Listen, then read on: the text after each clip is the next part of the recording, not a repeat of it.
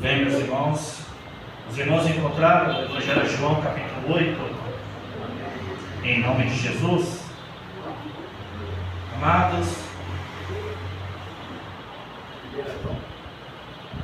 vou falar de maneira compreensível, de fácil entendimento, em nome de Jesus. Evangelho de João, capítulo 8. Evangelho de João, capítulo 8.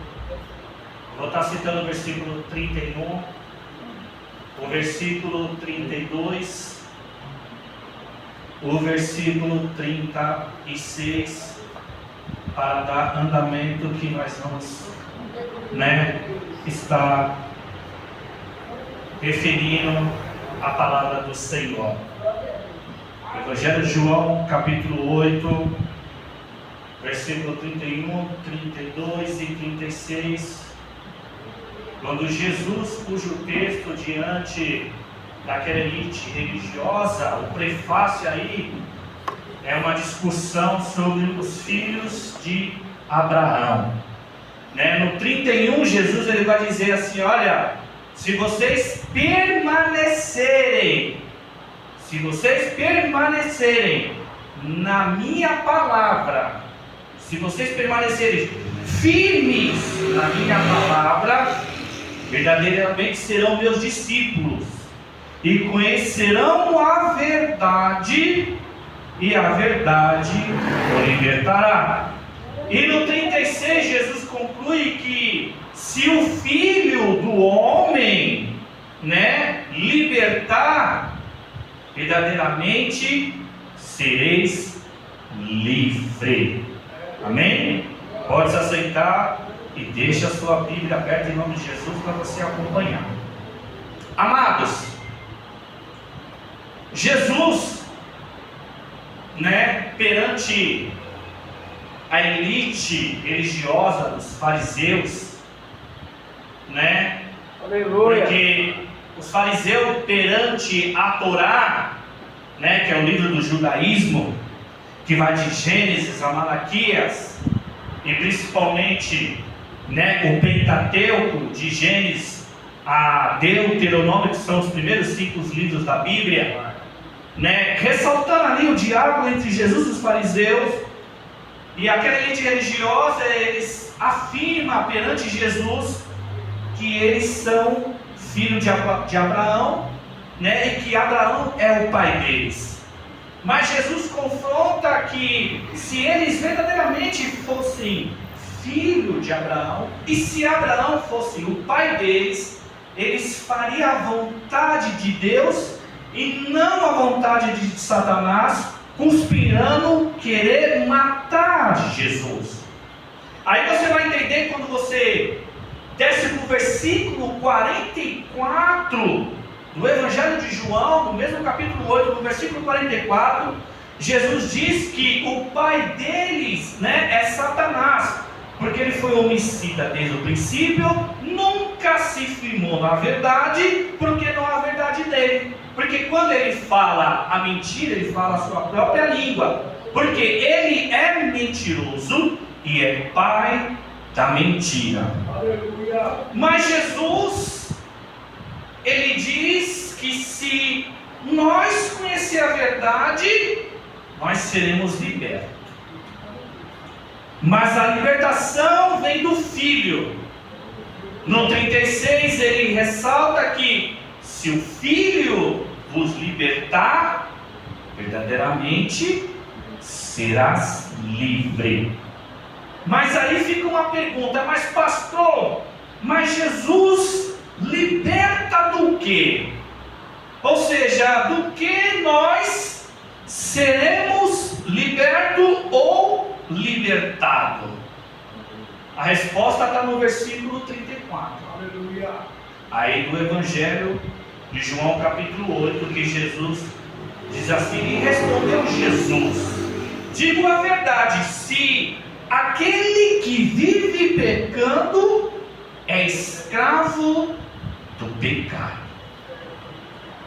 Então Jesus está ensinando que o pecador, ele só pode ser liberto perante a verdade, e se esta verdade o libertar, verdadeiramente sereis livres.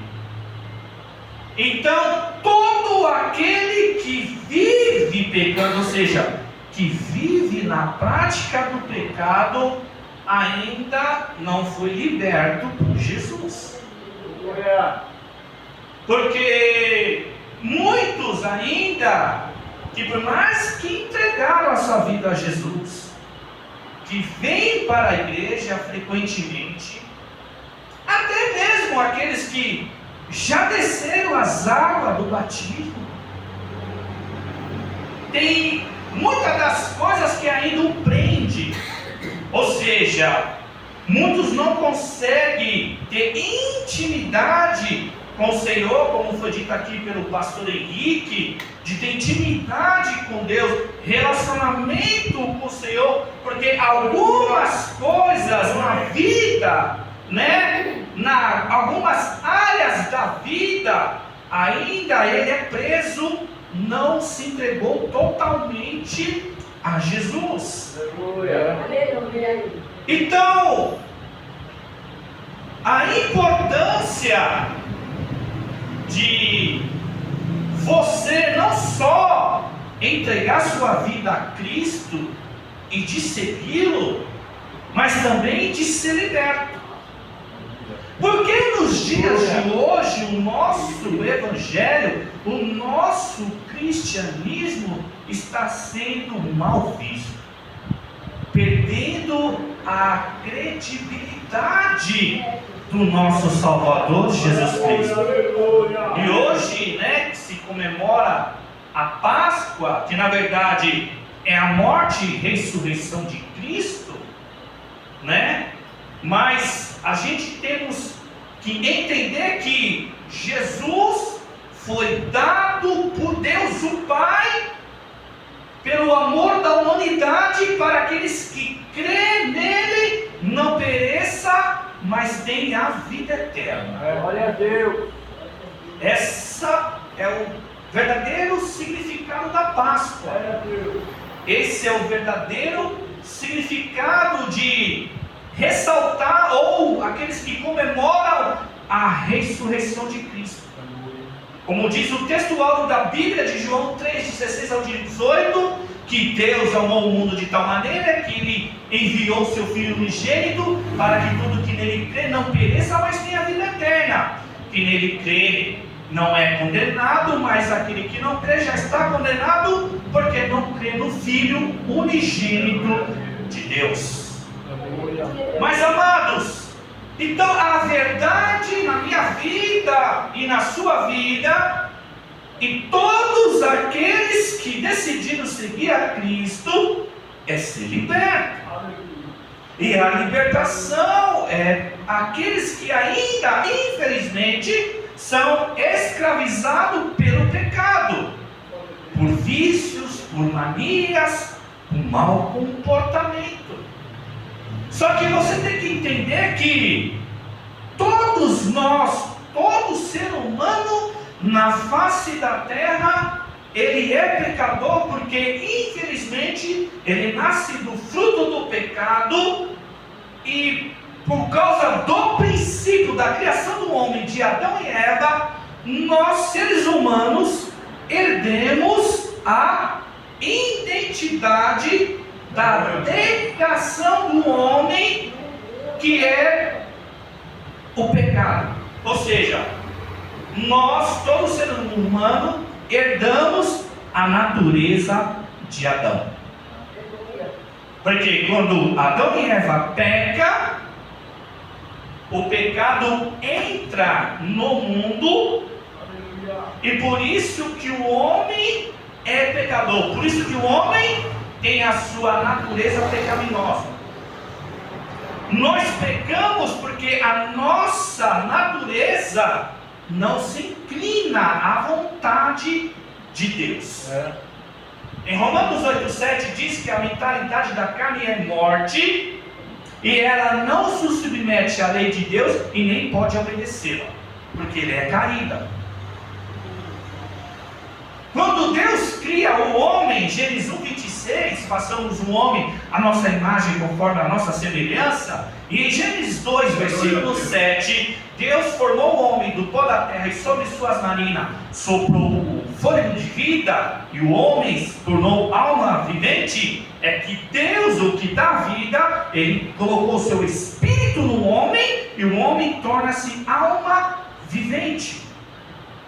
Mas por causa do pecado, em Gênesis capítulo 3, quando Eva é enganada pela serpente, come do fruto, e ela dá esse fruto ao seu marido Adão, e Adão come, e eles passam a conhecer o bem e o mal. Então o pecado entra.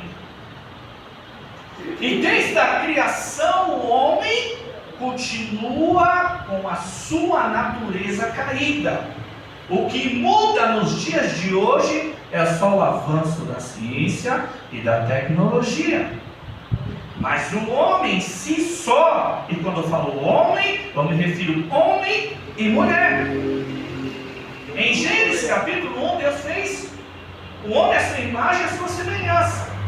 No capítulo 2, no versículo 7, Deus formou o homem do pó da terra, e sobre suas narinas soprou o fôlego de vida.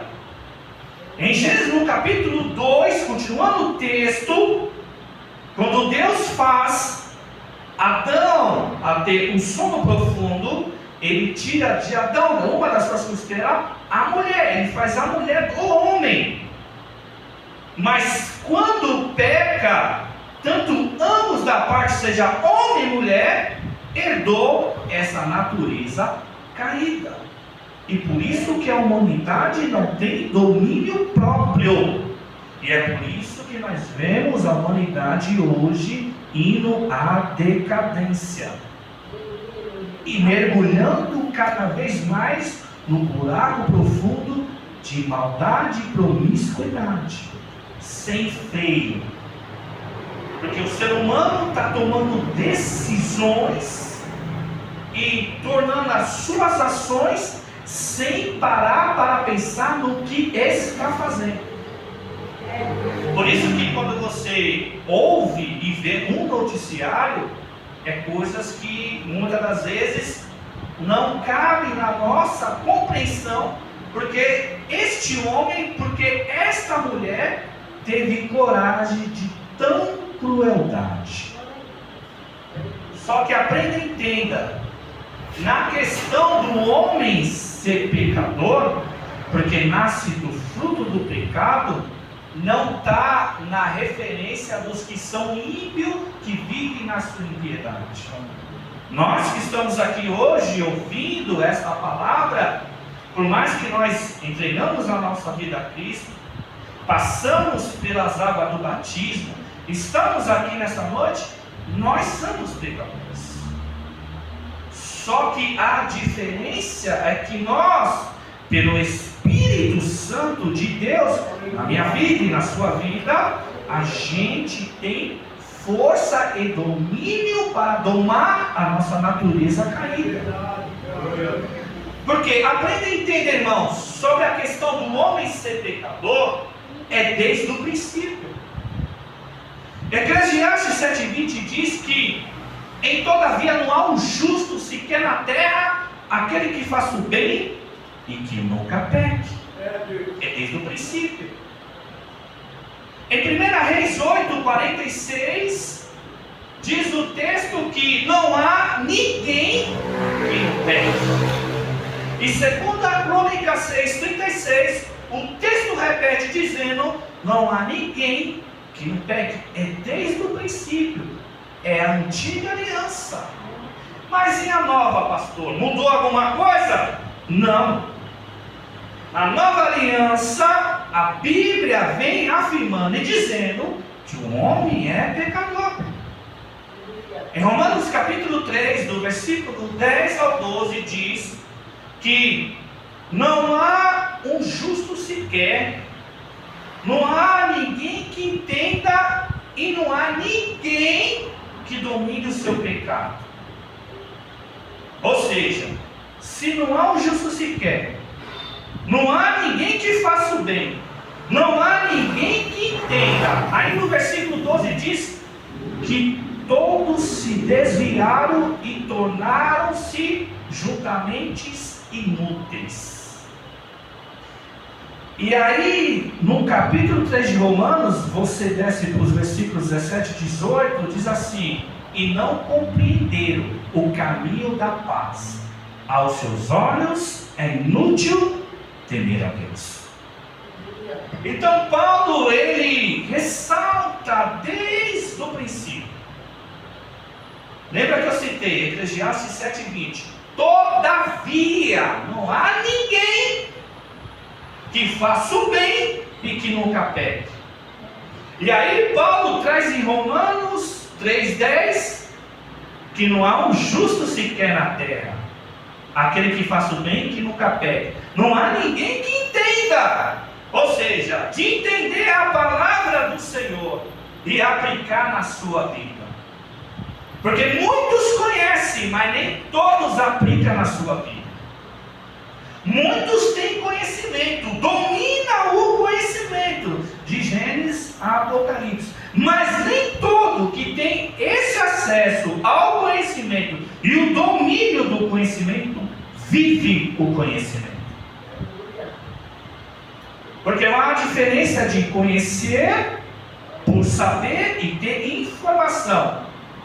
E há uma diferença para aqueles que procuram, viver a sua vida conforme o conhecimento.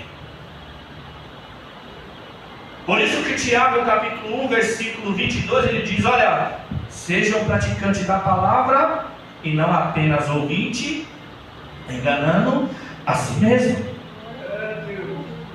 Ou seja, o próprio texto já dá a resposta.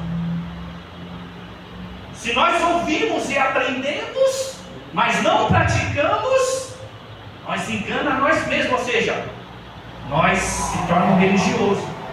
Porque o religioso até conhece por ouvir, escutar, até mesmo aprender a saber.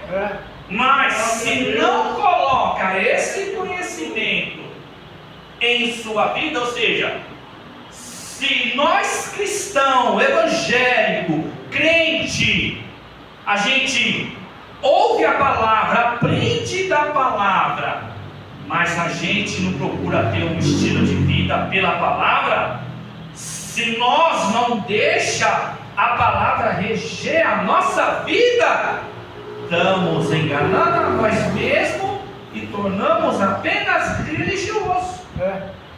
Porque evangelho sem estilo de vida, religiosidade. Cristianismo sem a prática de fé é religiosidade. O evangelho e o cristianismo tem que ter praticidade de vida. O evangelho tem que ser vivido e o cristianismo tem que ser praticado. Ou seja, nós temos que colocar a nossa fé em prática. Mas continuando aqui, voltando para o homem, que o homem é pecador. Ou seja, não é porque nós somos cristãos que não somos pecador e que nós não temos pecado, ou porque nós não pecamos. E eu vou te mostrar. Em João capítulo 1, versículo 8, 1 João 1,8, João diz assim: olha, se nós afirmarmos que não temos pecado, somos mentirosos e enganamos a nós mesmos. É o apóstolo João. 1 João capítulo 1, versículo 8. Se afirmarmos que não temos pecado, somos mentirosos e enganamos a nós mesmos. E aí, na continuação do texto, você desce para o versículo 10, João capítulo 1, versículo 10, ele diz assim, ó: se nós afirmarmos que não cometemos pecado, fazemos de Deus mentiroso. Piorou mais ainda. No 8, se a gente afirmar que não comete, que não temos, somos mentirosos e enganando a nós mesmos. E no 10, se a gente afirmar que não temos, fazemos de Deus um mentiroso. Por isso que a Bíblia afirma que o homem é pecador. Só que a diferença do ímpio é o que vive na impiedade. Nós cristãos não vivemos mais sob o domínio do pecado. Ou seja, a gente pode pecar, a gente pode errar, a gente pode falhar, mas a gente não vive mais na prática do pecado. Porque Jesus diz em João 8,34: quem vive pecando é escravo do pecado.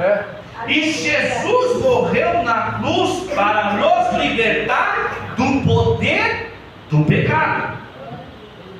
Mas para que Jesus venha libertar o homem da escravidão do pecado, você precisa conhecer a verdade. Só que essa verdade, este conhecimento, não é apenas conhecer por conhecer ou conhecer por saber. Ou seja, não é só intelectualmente, mas é espiritualmente. Porque o conhecimento aqui, quando Jesus está falando no texto de João 8,32, e conhecerão a verdade, e a verdade o libertará. E no 36, a conclusão: se o Filho do Homem te libertar, verdadeiramente sereis livres. Quem é o Filho do Homem? Jesus Cristo. Então o que é conhecer a verdade? A verdade vos libertará. É você conhecer Jesus. E nós só podemos conhecer Jesus através do conhecimento da verdade, que é a sua palavra. Então a verdade aqui do texto de João 8 é a própria pessoa de Jesus. Então Jesus verdadeiramente liberta o homem do poder do pecado através do conhecimento. Então nós só temos a capacidade de conhecer Jesus quando nós lemos e meditamos na sua palavra, a Bíblia Sagrada. Por isso que eu e você temos que ler a Bíblia diariamente. Por isso que eu e você temos que orar diariamente. Pastor Henrique disse aqui, para termos intimidade, é através da oração. Quem não ora não tem intimidade. Quem não ora não tem relacionamento. Quem não lê a sua palavra não sabe nada sobre Jesus. Amados, o homem é pecador, mas Jesus liberta o pecador. Se Jesus liberta o pecador, é porque o pecador é escravo do pecado. Mas que pecado, pastor? 2 Pedro 2,19 diz assim: de quem o homem é liberto, do tal se torna conhecido. Ou seja, tudo aquilo que te domina, você se torna escravo. 2 Pedro 2,19: de quem o homem é vencido, do tal torna-se servo. Ou seja, tudo aquilo que domina o homem é servo, é escravo. Exemplo: se a bebida te domina, você é servo da bebida. Se as drogas te dominam, você é servo das drogas. Se a pornografia te domina, você é servo da pornografia. E assim sucessivamente. Aquilo que domina o homem, que o homem não tem domínio, que ele é vencido, ele torna-se servo, é escravo. Mas quando o homem que é escravo do pecado conhece Jesus através da palavra, ele é liberto. Mas para isso podemos vencer, não com o nosso esforço próprio, mas com Jesus, com o Espírito Santo de Deus. Mas para isso eu e você temos que tomar uma decisão, uma posição e uma ação. Que decisão? Entregar a vida a Jesus. Que posição? Seguir a Jesus. Que ação? Aprender de Jesus na sua palavra. Por isso que a mensagem do Evangelho é esta aqui, ó. Mateus capítulo 11, versículo 28, 29 e 30. Vinde a mim, todos vocês que estão cansados e sobrecarregados, que eu vos aliviarei. Tomam o meu jugo e aprendam de mim, porque eu sou manso e humilde de coração, e vocês encontrarão descanso para suas almas, porque o meu jugo é suave, o meu fardo é leve. Então Jesus chama o pecador do jeito que ele está, fumando tudo, bebendo tudo, vivendo a vida de qualquer jeito. Jesus chama, mas quando Jesus chama e o pecador vem, ele começa a aprender da sua palavra, através da doutrina, do ensinamento, e aí ele vai passar a compreender, a entender, através do Espírito Santo, porque é o Espírito Santo que dá entendimento. Lucas 24, 45, e abriu o entendimento para compreender as Escrituras. Diz o texto que Jesus estava ensinando os discípulos e o Espírito Santo abriu o entendimento para compreender as palavras de Jesus. Por isso que muitas das vezes, irmãos, mais que um homem seja estudado, tem a sua formação, mas o que convence o pecador do pecado é o Espírito Santo. Se o Espírito Santo não convencer o homem, ninguém convence. Pode fazer o curso que for. Se o Espírito Santo não convencer, ele continua na escravidão do pecado. E aí você vai entender porque nos dias de hoje há muitos escândalos nas igrejas. Adultério, pedofilia e a corrupção dos dízimos e as ofertas. Ah, mas são líderes, sim. Pastores, apóstolos, bispos, cantores famosos, pregadores itinerantes. Por quê? Porque não foram libertos. Conhece, mas não foi liberto por quê? Porque não vive e não pratica. Porque, amados, quando você conhece Jesus através da palavra, irmão, dificilmente você vai viver no pecado. Não tem como, irmão. E por mais que você peque, você fica incomodado. Quem verdadeiramente conhece Jesus não consegue mais viver na prática do pecado. Então a libertação ela vem. A libertação ela vem quando aquilo que te dominava já não tem mais domínio sobre você, não tem mais força contra você. Você pode até sentir vontade, mas você vai dizer: não, eu não quero, eu não posso, não vou fazer, não vou seguir. Mas se aqueles que estão dentro das igrejas, cultuando, prestando culto, até mesmo pregando, até mesmo pastoreando, amados, se vem escândalo, é porque não foi liberto. Porque não tem como, irmão, Jesus libertar e a pessoa viver sob o domínio do pecado. Então por isso que ele diz: conhecereis a verdade e a verdade vos libertará. Ou seja, me conheça. Porque João 14,6, ele é o caminho, a verdade e a vida, ninguém vem ao Pai a não ser por mim. É só a palavra que liberta. Porque a palavra, ela limpa o pecador. O pecado suja o homem, mas Jesus limpa através da sua palavra. João 15,3, vocês não foram limpos pela palavra que eu tenho falado? A palavra limpa e purifica. Ou seja, a palavra, ela nos santifica.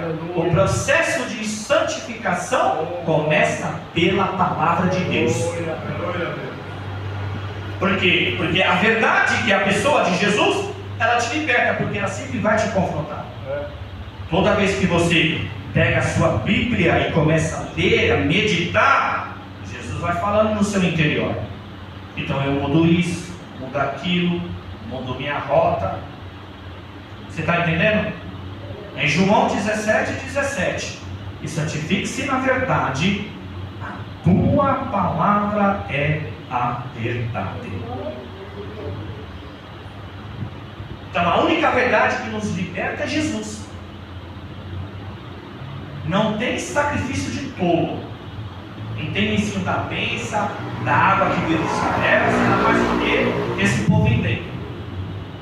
Ou nós lemos a Bíblia e aplicamos em nossa vida, ou a gente perece. Ou a gente fala com Deus no nosso quarto, no nosso particular, no nosso dia a dia, ou a gente vai, seguir alguém que a gente não conhece, seguir alguém que a gente nem fala. Porque, amado, na vida alheia, você só pode chamar uma pessoa de amigo ou de amiga se você se relaciona, se você dialoga com ela, se você conversa com ela. Através do diálogo se forma uma amizade. Colega é conhecido, mas a amizade é profunda, é mais íntima. E com Deus não é diferente, com Deus é a mesma coisa. Com a oração eu me relaciono e tenho utilidade. Com a leitura da palavra de Deus eu conheço acerca de Deus e sei quem é Deus e sei o que Ele exige de nós, de mim. Então quando eu leio a palavra e medito, eu, além de saber acerca de Deus, eu aprendo quem Deus é, o que Ele faz e o que Ele exige de mim. Então, se esses que caíram e trouxeram escândalo no meio do Evangelho, caíram porque quis, pecou porque quis. Agora, aqueles que estão começando, para que você não venha cometer o mesmo, se apega mais à palavra, dedica mais à oração. Porque você sabia que até Jesus, na sua forma humana, na sua natureza da carne, que Jesus foi humano, mas foi 100% Deus, em Lucas 12:52 diz que o menino crescia em sabedoria, estatura e graça diante de Deus e os homens. Ou seja, Jesus aprendeu acerca da lei, da Torá, do livro do judaísmo. Jesus, aos 12 anos de idade, discutia com os doutores da lei no templo. E não é brincadeira não, irmão. Jesus, aos 12 anos de idade, colocava qualquer teólogo no bolso nos dias de hoje. Mas Jesus respeitou o tempo. Ou seja, Jesus só começou seu ministério aos 30 anos de idade. E segundo a psicologia, o homem só atinge a sua maturidade aos 30 anos. Jesus aos 12 tinha bagagem suficiente, mas ele esperou o tempo. Com 30 anos ele foi batizado no Rio Jordão e começou um ministério que durou pouco mais de 3 anos a 3 anos e meio, e depois ele foi crucificado na cruz, ressuscitou ao terceiro dia, e hoje ele senta à destra do Pai, intercede por mim e por você. Aleluia. Ou seja, nós temos um advogado. Nós temos um advogado, o Senhor Jesus. Então, amados, para que eu e você não venha dar razão para que a gente volte à lama, como testemunha aqui da irmã, que a irmã servia ao Senhor e acabou se desviando, mas graças a Deus Jesus o resgatou. Leia a sua Bíblia, não deixa de meditar, não deixa de pedir forças ao Senhor, porque, irmão, tem dia que a gente está desanimado, tem dia que a gente não quer cultuar. Você acha que eu sou inspirado a ler a Bíblia todo dia? Não. Mas eu me esforço para ler. Você acha que todo dia eu estou inspirado de descer a madrugada para orar? Não. Mas eu preciso. Hoje eu posso orar, amanhã eu não posso. Para outro dia eu estou lá, irmãos.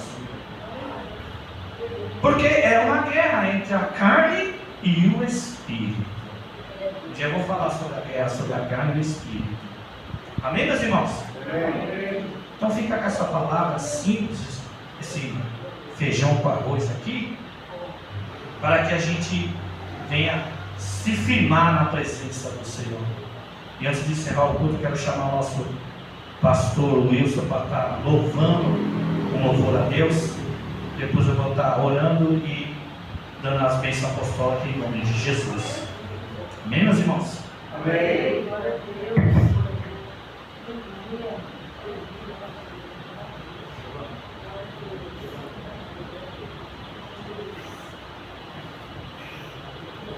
Aleluia.